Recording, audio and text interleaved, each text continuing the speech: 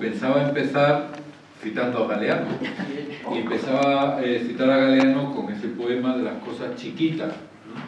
Porque la verdad es que con un tema tan complejo como qué podemos hacer desde Occidente para el desarrollo en África, viendo qué personas vienen detrás de mí, como es Federico Mayor Zaragoza, pues la primera sensación es sentirme muy pequeño, porque el tema me sobrepasa y la experiencia vital, la experiencia de gobierno que han tenido las personas que van a venir después también me sobrepasa. Por lo cual, lo primero, compartir la sensación de pequeñez, porque no es falsa humildad, sino es la realidad. Desde esa pequeñez, yo lo que voy a tratar es de compartir una experiencia. Y compartir la experiencia es ¿qué hago yo para tratar de transformar el desarrollo en África? Evidentemente, ni todo lo que voy a decir es lo que hago yo, porque soy bastante más pecador de lo que va a salir de mi boca, pero sí qué líneas podemos abrir donde evidentemente va a haber algún tipo de reflexión más teórica, pero quiero hacerlo desde la realidad cotidiana del día a día, ¿vale? Entonces, os pido escuchar desde esa pequeñez que decía y desde esa humildad de lo que voy a tratar de transmitir. Bueno, dicho eso, tres preámbulos. África. Claro, desde Occidente vemos un continente, África, pero en realidad no hay África, hay muchas Áfricas. Es decir, la realidad africana es muy diversa y muy distinta y muy plural. Si vamos a los índices de desarrollo, evidentemente África está entre los continentes más pobres, pero hay mucha diferencia entre países.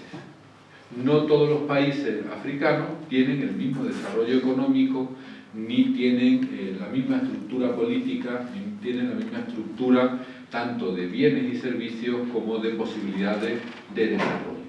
Yo creo que es una primera idea que tenemos que tener todos en la cabeza. Cuando se habla desde Occidente de África, nos estamos refiriendo a un continente tremendamente plural en todos los ámbitos. Fijaros, en África se dice que hay más de 2000 lenguas distintas. Nosotros hablamos del África francófona, del África anglófona y del África de habla portuguesa. Y con eso tenemos como las tres partes de África. Pero en África hay más de 2000 lenguas. Hay cientos y cientos de distintas etnias, tribus, grupos y colectivos, que cada uno tiene bastante diferencia entre sí, aunque evidentemente tengan elementos en común. Sí, con lo cual, habría que hablar de qué hacer para el desarrollo de las Áfricas. Y eso me parece que es una clave que es importante de tener en cuenta. Que no es baladí. Evidentemente después hay muchos elementos que son en común. El segundo preámbulo. Normalmente, y lo decía aquí el padre, Niceto, no sabía disimular que no me acordaba del nombre. Niceto nos decía, en África la gente lo pasa muy mal. Y es verdad, hay una realidad socioeconómica que es muy compleja y muy dura. Pero mi experiencia es que en África se ríe y se baila más que se llora. En África hay más esperanza que desesperanza, a pesar de las circunstancias complejas. Y seguramente uno de los elementos que más tenemos que aprender nosotros de allá, que en la dificultad, que en la carencia, que incluso en la complejidad vital, hay capacidad de esperanza, hay capacidad de alegría y hay capacidad de tirar para adelante. ¿No? Pues es como el segundo preámbulo que me parece que es clave y muy importante. Y en tercer preámbulo, si África tiene algo, son posibilidades, son potencialidades. Y las tiene, y luego lo veremos desde el punto de vista económico, especialmente con todo el tema de materias primas, pero lo tiene también como un continente joven, es de los continentes más jóvenes de la Tierra. Es decir, el potencial demográfico que tiene África es inmensamente mayor que el potencial que tiene la rica Europa, la vieja Europa, la anciana Europa. Decía el Papa este domingo en la entrevista, Europa se ha vuelto anciana. Bueno, uno de los elementos de esa ancianidad es el invierno demográfico que vivimos.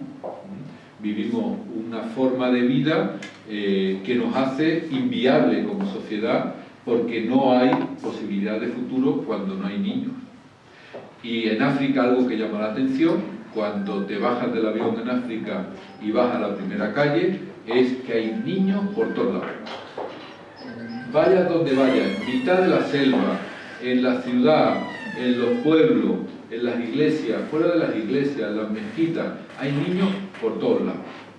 Y yo creo que es un elemento que nos tiene que hacer pensar también que las potencialidades de desarrollo que tiene África pueden ser enormes porque tienen potencial cara a los recursos económicos y tienen potencial demográfico, potencial de las personas.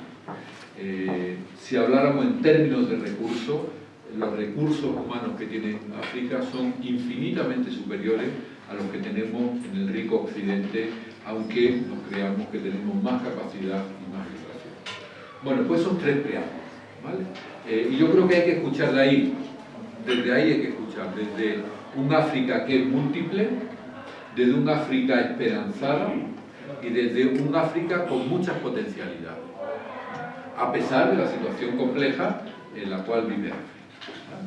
Tres prenotando. Una clave de interpretación. No olvidaros, apuntar, tres prenotando y ahora una clave de interpretación. La clave de interpretación que vale para África, pero vale para nosotros y vale para cualquier espacio ahora mismo en el mundo es: vivimos un tiempo peculiar, vivimos un tiempo excepcional, vivimos un tiempo en el mundo donde todo está cambiando. Dicen los analistas que vivimos en un tiempo de incertidumbre, un tiempo de transición, y otros hablan de la metamorfosis del mundo. Dicho de otra manera, no vivimos en un mundo donde están cambiando muchas cosas, sino que el mismo mundo está cambiando absolutamente. Lo expreso con una frase de un graffiti que yo vi en Quito. Decía: cuando conocíamos las respuestas, nos cambiaron las preguntas. Vivimos en otro mundo. Las respuestas que teníamos para África, para Asia o para nosotros hace 20 años no son las respuestas, las preguntas que necesita África o necesitamos nosotros en estos momentos. La clave de globalización, la clave del crack ecológico, la clave de la dimensión política, la militarización de los problemas, los grandes movimientos migratorios hacen que estemos conformando otro mundo. Como diría un castizo andaluz, yo soy de allá de Málaga, dentro de unos años este mundo no lo va a conocer ni la madre que lo parió, porque va a ser otro mundo. Y son claves que no nos permiten pensar el mundo como lo pensábamos en los años 60, en clave de teoría de la dependencia, o como lo pensábamos en los años 80, en claves de desarrollo. Bueno, tenemos que preguntarnos de otra manera. Claro, y esto especialmente creo que tenemos que hacerlo en el ambiente creyente, en el ambiente cristiano. Me decía hace poco una alumna que el cristianismo para ella, una alumna que no era creyente, pero lo había sido, me decía: mira, es que el cristianismo es un diccionario de respuestas perfectas a preguntas de nadie. Ya no nos preguntamos esas cosas. Tenéis las respuestas perfectas, pero es que las preguntas esas ya no las hace nadie. Ahora hacemos otras preguntas, y cuando hacemos otras preguntas el cristianismo no tiene respuesta. O vuelve a responderme con cosas que son del siglo XIX o del principio del siglo XX. Bueno, pues eso nos pasa en el ámbito económico, eso nos pasa en el ámbito cultural, eso nos pasa en el ámbito del desarrollo. Desde ese espacio de incertidumbre es de donde nos tenemos que preguntar los elementos que nos ocurren en este momento y las propuestas que podemos tener cara al futuro. Mirad, y dicho esto, sí que antes de hacer prospectiva, es decir, antes de ser profeta o de plantear cuestiones, tenemos que analizar la realidad, porque toda realidad surge, o todas propuestas siempre surge de un análisis de la realidad. Si no analizamos la realidad, pues decimos cosas que pueden no tener sentido, ni pueden tener coherencia, ni pueden tener consistencia con lo que estamos hablando.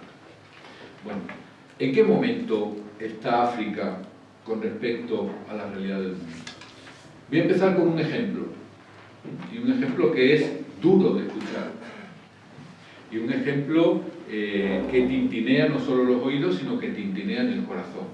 Y es un ejemplo de hace unos años, ya hace unos 8 o 9 años, de un gran congreso sobre desarrollo económico, donde se llegó a una conclusión econométrica, no una conclusión deseada ni una conclusión política, sino una conclusión econométrica. Es decir, a la hora de hacer estadísticas sobre el desarrollo, llegaron los economistas a esta conclusión: África, para el desarrollo de la humanidad, es necesaria. Los africanos, necesarios. Es decir, África, sus materias primas, su capacidad de tener agua, su inmensidad de terrenos para poder plantar, todavía menos contaminados que otros terrenos, es absolutamente necesaria. Los africanos, innecesarios. A los 5 o 6 años hubo otro congreso donde esto se matizaba y se decía: África sigue siendo necesaria y algunos africanos también, porque ya estábamos en el invierno demográfico.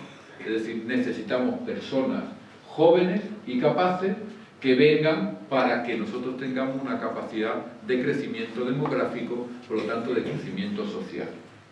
En ambos ejemplos, tanto el económico como el demográfico, fijaros que siempre está pensado África como dependiente de las necesidades del centro, es decir, de Occidente. Nosotros necesitamos materias primas de África, nosotros necesitamos personas de África, pero siempre desde la teoría de que nosotros necesitamos. Bueno, y esa realidad, ¿cómo podemos poner una pintura muy sencilla? Estuve preparando con muchos datos y decidí, porque a mí me dan ataques de locura, y dije, pocos datos, porque hay que ir a la esencia. Normalmente los datos tapan la esencia, pero algún dato para que nos hagamos una idea. Mira, si uno mira los 10 países más ricos del mundo, no hay ningún país africano. Si mira los 20 más ricos del mundo, no hay ningún país africano. Sin embargo, si mira los 10 más pobres del mundo, todos son africanos menos uno, Afganistán. Curiosamente, y esto da mucho que pensar, hay unos cuantos países que están en la categoría de no hay datos. ¿Sabéis de quién no hay datos? De Mónaco. No hay datos. Mónaco no tiene capacidad de tener datos. De Ciudad del Vaticano. Qué curioso también.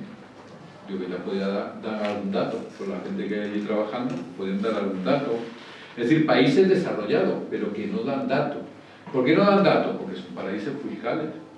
Entonces no pueden dar esos datos.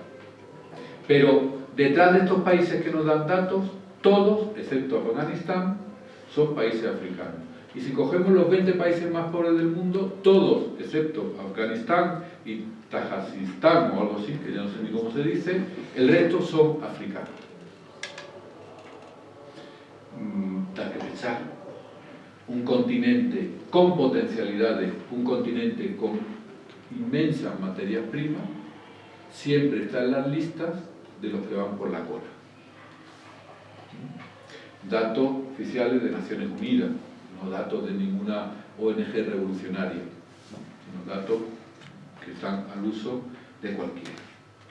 Claro, sí que hay una cosa muy curiosa, y esto es interesante, cuando se habla que en el mundo uno de los elementos más clave del futuro va a ser la desigualdad económica, cuando uno mira los 10 países más desiguales del mundo, solo hay un país africano, que es Ruanda. Y después viene República Sudafricana también.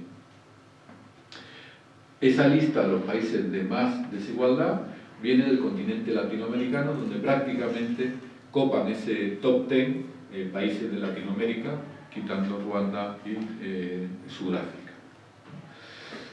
¿Qué quiere decir esto?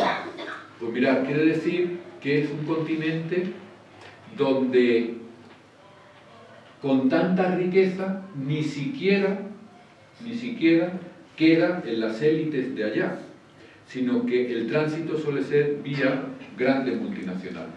Evidentemente que en África hay personas con mucho dinero africano, claro que hay corrupción en África y claro que hay personas, pero son pocas. O sea, acumulan mucho muy pocas personas o acumulan mucho las grandes multinacionales, lo cual da una estructura económica distinta, por ejemplo, a Latinoamérica, que son países también de mucha explotación de materias primas, pero donde no hay un elemento de dependencia tan acusado como se puede dar en África. Bueno, pues eso es un primer elemento que tenemos que pensar desde ahí. Cuando a esas Áfricas que yo me refería, estamos hablando de un África que ocupa siempre el top 10 de pobreza y no el top 10 de riqueza. Primer elemento. Segundo, pero fijaros, en África se está dando otro elemento que está siendo sustancial y que tenemos que habilitar de una manera muy importante cara al futuro. ¿Y qué es? Pues mirad, es de la lógica de la exclusión y la pobreza, lo que acabo de decir, se está pasando a la lógica de la expulsión. Lo que el Papa Francisco habla del descarte, o el Papa Francisco habla de la cultura de la indiferencia, o lo que el Papa Francisco habla de la población sobrante. ¿Y qué elemento o qué elemento más sustancial encuentro yo en el ámbito africano con respecto a la cultura del descarte, a la cultura de la expulsión? Pues mira, un hecho que es relativamente puntual o cada vez más extenso, pero que es muy significativo, y es el tema del acaparamiento de tierras. ¿Sabéis qué es el acaparamiento de tierras? ¿No sabéis lo que es el acaparamiento de tierras? Sí, ¿no? Bueno, pues el acaparamiento de tierras es un fenómeno muy propio del final del siglo XX y principio del siglo XXI. Si esta pregunta nos estuviéramos haciendo el siglo XIX o principios del siglo XX, diríamos, ¿qué oportunidades tiene un país de tener territorios en otro país? Por la guerra y por la conquista. Era el único referente que había donde un país podía hacerse con terreno soberano de otro país. Bueno, pues eso ha cambiado. Y bajo mecanismos de política internacional y derecho internacional público y privado, hoy en día se da la posibilidad de que estados y grandes fondos de inversión y grandes empresas compren grandes extensiones de terreno en otros países soberanos. Es decir, ya no solo existe la posibilidad de que una multinacional extranjera se quede con tu materia prima, sino también que compre tu terreno. Fijaros que hay un elemento que coincide en casi todos los analistas internacionales, y es que las guerras del futuro no van a venir dadas por el petróleo, como ahora mismo estamos viviendo en muchas zonas de la Tierra, ni por las materias primas, sea coltán o sea de otro tipo, sino va a venir por la alimentación y por el agua. ¿Y qué están haciendo las grandes corporaciones y los grandes estados? Comprar grandes extensiones de terreno y comprar terrenos donde haya yacimientos, es decir, donde haya posibilidad de obtener agua. Esto está pasando también en el ámbito amazónico, en la cabecera de los ríos, el copar, porque el agua va a ser el oro del futuro. Bueno, pues hoy en día existe la posibilidad jurídica de comprar tierras, un estado, en otro estado soberano. En pura teoría, podría venir, por ejemplo, China y comprar media Andalucía. Podría hacerlo técnicamente. Otra cuestión es que el gobierno español se dejara o no, pero técnicamente podría. Claro, normalmente China no compra territorio en España, ni compra territorio en Canadá, ni compra territorio en Estados Unidos, sino que compra territorio en países empobrecidos, especialmente en África. Canadá, Arabia Saudita, China especialmente, y algunos fondos de inversión están acaparando tierra, es decir, están comprando tierra en esos espacios. Claro, a mí me llamó mucho la atención hace aproximadamente 10 años, fue la primera vez que yo iba a África, y fue a Mozambique. Me bajé del avión en Maputo, yo venía de Madrid, digo, bueno, pues al bajarme del avión, ¿qué es lo que voy a ver yo? Pues a personas de color, ¿verdad? Era lo que yo esperaba encontrar. Pues no, me encontré con cientos de chinos. Porque el gobierno chino estaba remodelando el aeropuerto de Maputo, porque le habían hecho la concesión de la madera en el norte, la zona de Pemba, de Cabo Delgado, y entonces el gobierno chino pagaba el aeropuerto de Maputo, pero tenía no sé cuántos años la explotación de la madera del norte del país. Entonces, fijaros, viajo a África, me bajo del avión y veo a chinos haciendo un aeropuerto. Pero cuando voy a la zona del norte, que es donde teníamos los proyectos, a Pemba, nos metemos un poco en la zona más de selva y casi tuvimos un accidente con un autobús, que era un autobús lleno de chinos, porque iban a trabajar a cortar la madera, porque los chinos se habían llevado a su propia mano de obra. Allí lo llamaban en Mozambique los chineses, que en portugués, y decían, yo esto no sé si es verdad, que eran personas que estaban pagando horas de trabajo por redimir penas en las cárceles. Entonces iban allí y tenían ese trabajo, es decir, ni siquiera esas explotaciones dejaban algún tipo de rédito económico en la mano de obra del país, sino que incluso la mano de obra la llevaban ellos. El caso de los chinos es un caso un poco especial, no pasa igual con otros países. Pero a donde voy, es decir, hoy África ya tiene grandes territorios que no son de soberanía africana, aunque el gobierno soberano sea africano, sino que son de soberanía de otros países, legalmente hablando, y de otras corporaciones internacionales. Dicen que la Nestlé es ahora mismo la mayor propietaria de todas las cuencas de ríos donde hay manantiales en África, porque va comprando los manantiales para acaparar el oro del futuro que dicen que va a ser el agua. ¿Esto qué produce? Bueno, pues este acaparamiento de tierra produce muchos elementos. Uno de los elementos que produce es desplazamiento de la población. Porque yo he comprado este terreno, aunque tú hayas vivido toda la vida aquí, yo ahora aquí voy a plantar soja, por ejemplo, o aceite de palma, y tú te vas de tu sitio. Y están sucediendo grandes desplazamientos internos de la población. Fijaros, cuando se habla de migraciones, cuando se habla de refugio, se nos olvida un concepto que sigue incrementándose mucho, que es el de desplazado interno. Es decir, son las personas que se tienen que mover dentro de su mismo país. Imaginaros que 5 millones de andaluces se tienen que ir al País Vasco. Pues eso está pasando en muchos espacios africanos, que millones de personas tienen que irse dentro del mismo país o a países limítrofes a veces porque quedan desplazados por algún tipo de conflicto o también por el tema de acaparamiento de tierra. Y el segundo elemento, y este otro elemento básico ahora mismo en la geopolítica africana, es el tema del shock ecológico. Porque los sistemas tradicionales de explotación de